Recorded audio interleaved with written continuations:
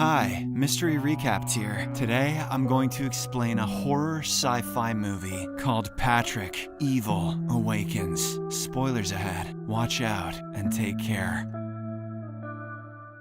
The movie opens with a nurse cautiously walking into a darkened room. She scans the area with her camera's flash when suddenly a figure appears out of nowhere and attacks her. A lethal syringe is then thrust into her eye, causing her body to spasm violently. After a while, the nurse passes away and the killer drags her body away from there. In the next scene, we meet Dr. Roget, who runs a private hospital that only treats comatose patients. He's currently in a meeting with the hospital's director, who asks about the status of his research. Roget responds that he's working on it, but the director warns him that if he doesn't deliver soon, the investors will withdraw their funds. In the afternoon, a nurse named Kathy Yakard arrives at the facility for a job interview. She is greeted by the head nurse, Cassidy, who seems a bit grumpy. Shortly after, Roget enters the room and asks her a series of medical questions. Kathy answers all of them with confidence and accuracy, so Roget ends up hiring her for the position. Afterward, Kathy receives her uniform, and another nurse named Paula gives her a tour of the facility. During this, Paula reveals that Cassidy is actually Dr. Roget's daughter, though they prefer to keep their relationship discreet, which is why she's telling her this within 10 minutes of meeting her. She also mentions that the previous nurse before Kathy disappeared overnight, but no one knows why. Next, Paula introduces Kathy to each patient as they walk down the hallway. They soon arrive at room 15, where a young man named Patrick has been in a coma for years. Paula reveals that Dr. Roget pays special attention to him and is conducting some sort of experiment.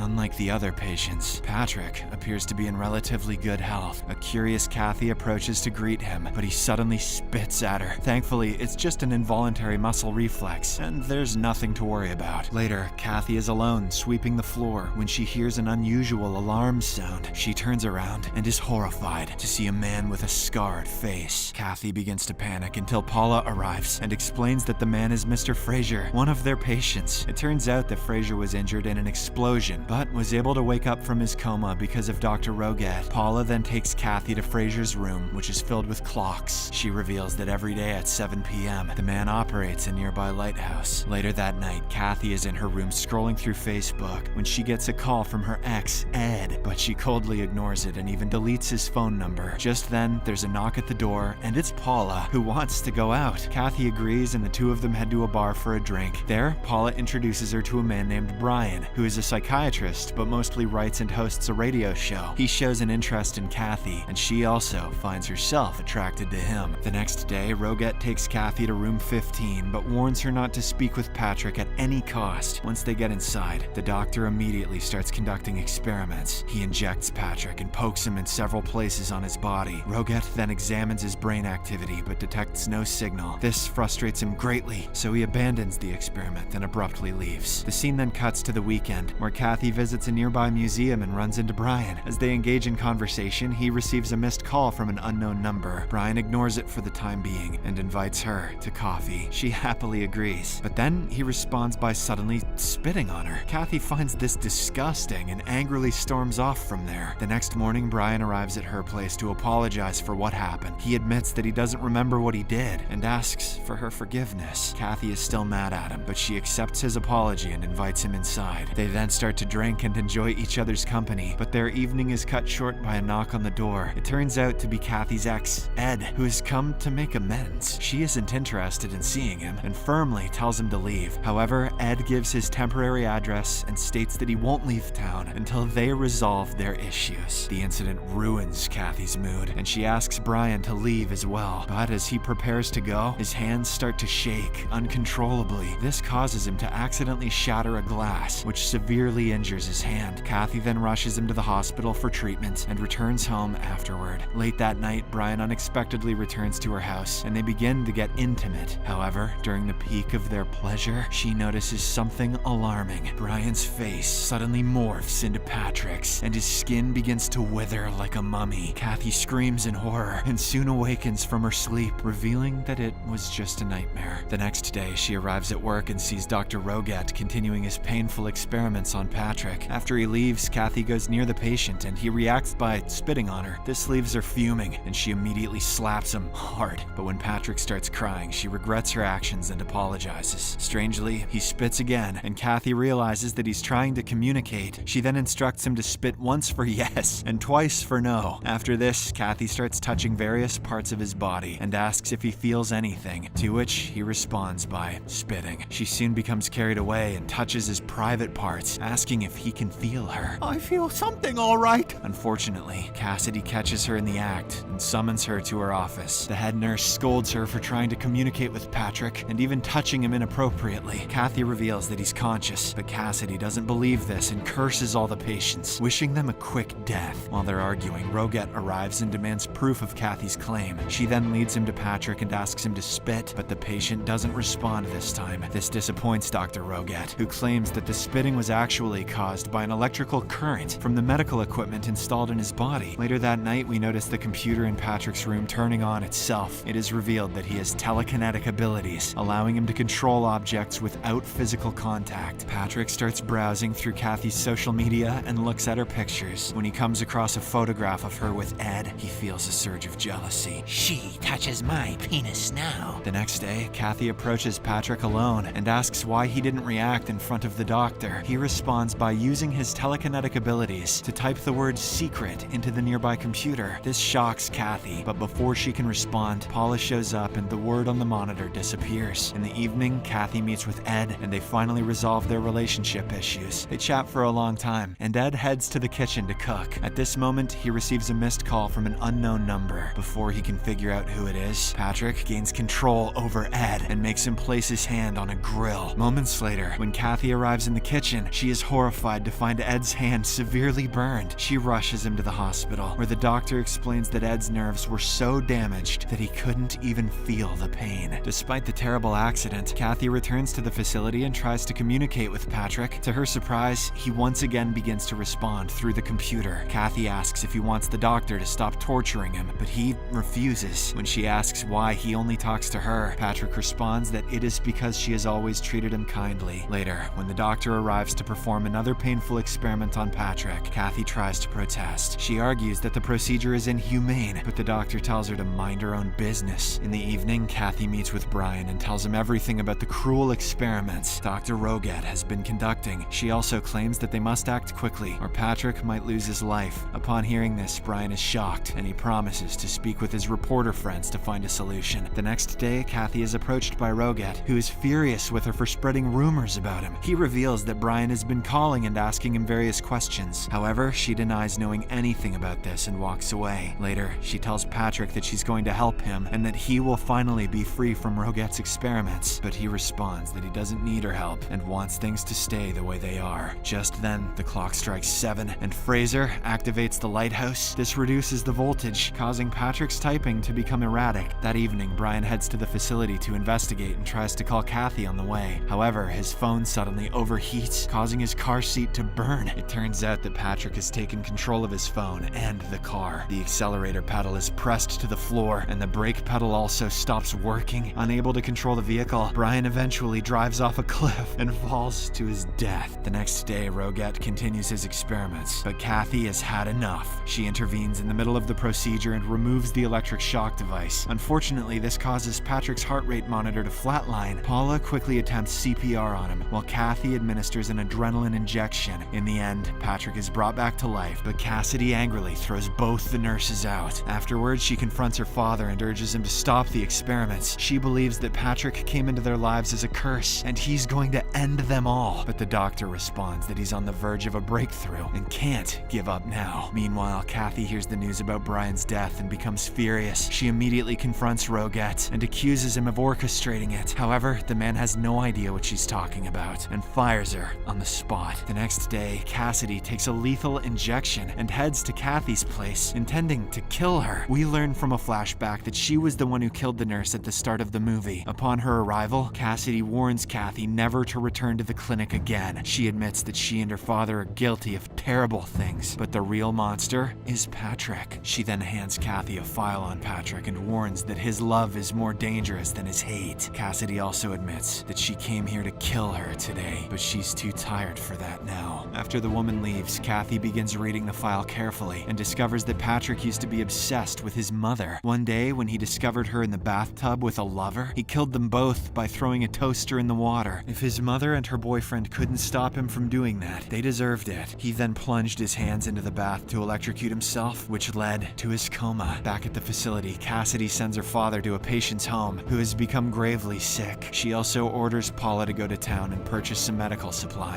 After everyone leaves, Cassidy decides to murder Patrick and grab a pair of scissors, but unfortunately, he uses his powers to force her to drop them. Meanwhile, Kathy is taking a bath when she realizes Patrick's telekinetic abilities are more dangerous than she expected. She understands that he is responsible for what happened to Brian and Ed. Worried, she immediately calls her boyfriend and asks him to leave the city as soon as possible. At this point, a message saying, "You are mine," appears on her steamed up mirror. An enraged Kathy screams at Patrick and calls him a pathetic child, but this only angers him and he makes the mirror explode. Do you know who I am? Bitch, I'm a computer. Injuring her hands. Elsewhere, Cassidy goes to the basement of the facility. She wants to shut down the power and, with it, the machines that keep Patrick alive. But to her dismay, he controls the wires around the room and immediately electrocutes her to death. Shortly after, Roget returns to the facility and looks for his daughter, but while doing so, he gets locked in the laboratory by Patrick. The next person to arrive is Ed, who has been worried about Kathy because of her voicemail. He runs into Paula, who is now under Patrick's control. Ed asks her about Kathy, but she doesn't respond and walks away. Ed follows her, hoping to find his girlfriend, but Paula ends up trapping him in a freezer. Not long after, Kathy arrives at the facility, only to discover that all the patients have suddenly gotten up. They begin chanting, "Patrick wants a hand job."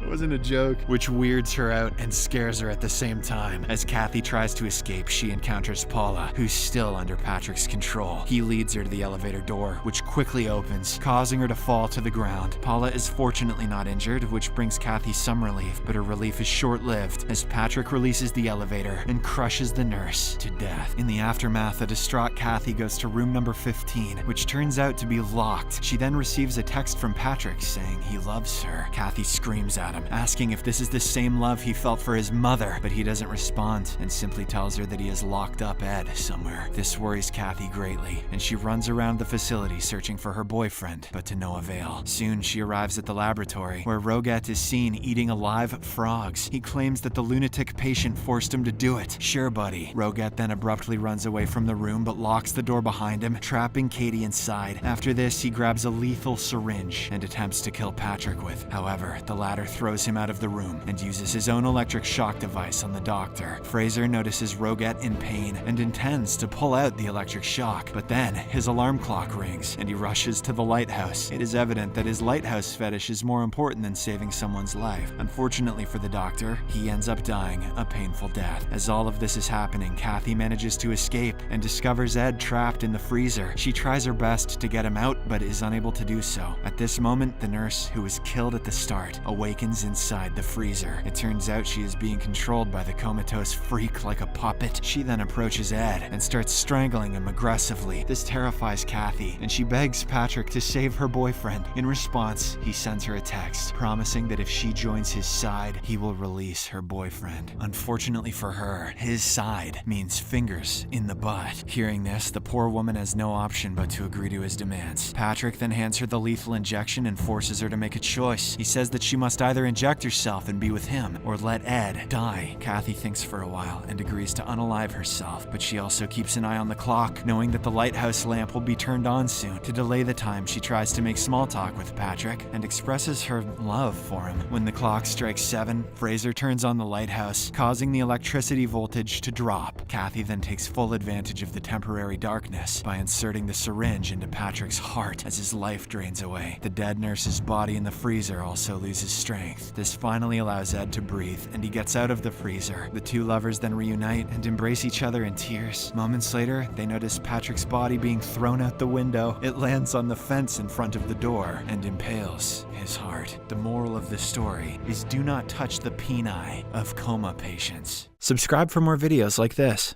turn on notifications, and leave a like to help the channel out. Thank you for watching.